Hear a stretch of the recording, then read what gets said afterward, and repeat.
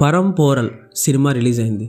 మట్టిలో మాణిక్యం దొరికినట్టు ఎన్నో బోరింగ్ సినిమాల మధ్యలో పరంపోరల్ నాకు దొరికింది. ఇప్పటికే మీకు అర్థమై ఉంటుంది ఇచ్చిన ఎలివేషన్కి. సినిమా నాకు బాగా నచ్చింది. యాక్చువల్లీ ఇది తమిళ్ మూవీ అయినా కూడా తెలుగులో అవైలబుల్ ఉంది. ఐ థింక్ 2 days ముందే వచ్చింది తెలుగులో. నాకు చూడటానికి టైం దొరకలేదు, సో ఇవాళ చూసి చేస్తున్నాను అనమాట. మూవీ అయితే సూపర్ ఉంది, మైండ్లో పెట్టుకోండి.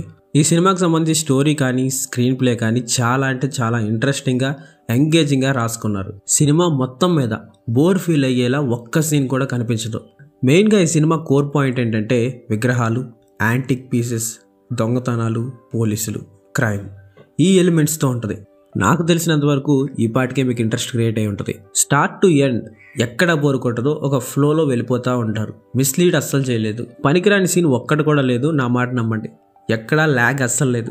ఈ సినిమా కోర్ పాయింట్ విగ్రహాలు అని చెప్పే కదా, ఈ విగ్రహాల కాన్సెప్టే చాలా రిఫ్రెషింగ్గా, కొత్తగా, మనకు తెలియని విషయాలు కూడా చాలా చెప్పారు. అదే చాలా ఇంట్రెస్టింగ్గా అనిపించింది. విగ్రహాల కాన్సెప్ట్ అంటే మనకి స్వామిరారా గుర్తొస్తుంది. సో దాని తర్వాత ఇంట్రెస్టింగ్గా అనిపించే కాన్సెప్ట్ ఇదే నాకు తెలిసి. మెయిన్గా ఇంటర్వెల్ గురించి మాట్లాడాలి.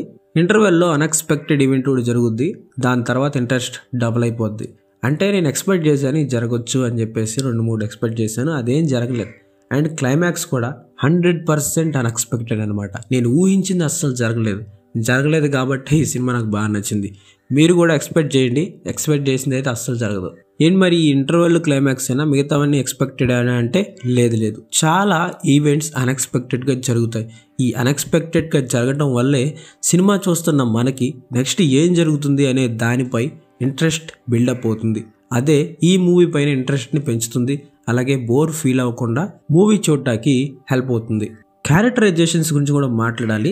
ఈ సినిమాలో క్యారెక్టరైజేషన్స్ కూడా చాలా స్ట్రాంగ్గా బిల్డప్ చేశారు.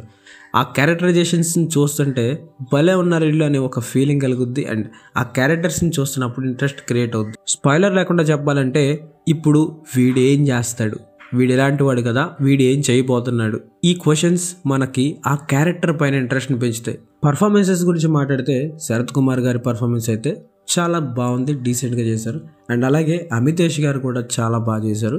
ఇంకా సపోర్టింగ్ క్యారెక్టర్స్ చాలా మంది ఉన్నారు, వాళ్ళు కూడా ఇచ్చిన రోల్లో డీసెంట్గా పర్ఫామ్ చేశారు. ఫైనల్లీ పరంపర నాకు నచ్చింది, మీకు నచ్చుతుంది, ట్రై చేయండి. అండ్ ఇంకో ముఖ్యమైన విషయం ఏంటంటే ఇది ఈటీవీ విన్లో తెలుగులో స్ట్రీమ్ అవుతుంది, అస్సలు వదలకండి. This is the review. Thanks for watching. Love you all.